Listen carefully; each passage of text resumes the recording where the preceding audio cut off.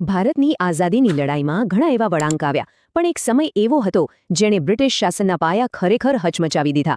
હા, હું વાત કરી રહી છું 1942ના ભારત છોડો આંદોલનની.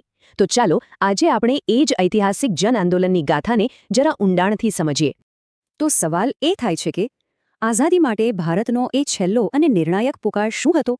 આ સવાલનો જવાબ આપણને સીધા લઈ જાય છે 1942ના ઓગસ્ટ મહિનામાં, જ્યારે બીજું વિશ્વયુદ્ધ ચાલી રહ્યું હતું.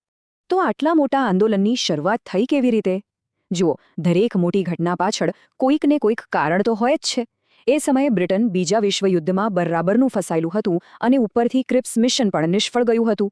આનાથી ભારતીયોમાં નિરાશા અને ગુસ્સો બંને ચરમસીમાએ હતા. તો ચાલો જોઈએ કે આ ક્રાંતિની જ્વાળા ક્યાં અને ક્યારે ભભૂકી ઉઠી. આ તારીખ અને આ જગ્યા એ ઇતિહાસના પાનામાં અમર થઈ ગયા છે. 8 ઓગસ્ટ 1942 અને જગ્યા હતી બોમ્બેનું ગ્વાલિયા ટેન્ક મેદાન. એ જ મેદાન જેને આજે આપણે બધા ઓગસ્ટ ક્રાંતિ મેદાન તરીકે ઓળખીએ છીએ. બસ અહીંથી જ એ મહાન જન આંદોલનની શરૂઆત થઈ હતી.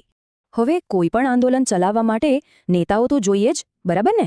એમના વગર તો બધું દિશાવિહીન થઈ જાય.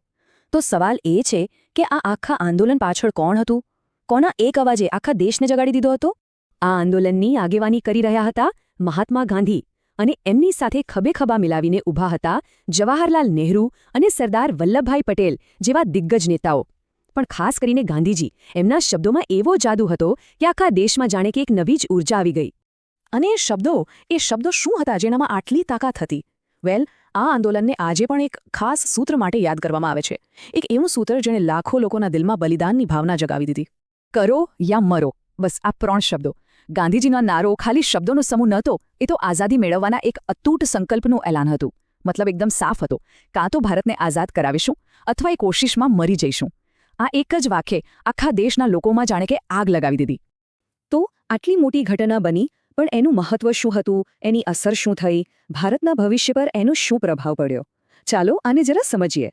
અહીં જે થયું ને એ સમજવા જેવું છે. જેવું ગાંધીજીએ કરો યા મરોનું એલાન કર્યું, બ્રિટિશ સરકાર તરત જ એક્શનમાં આવી ગઈ.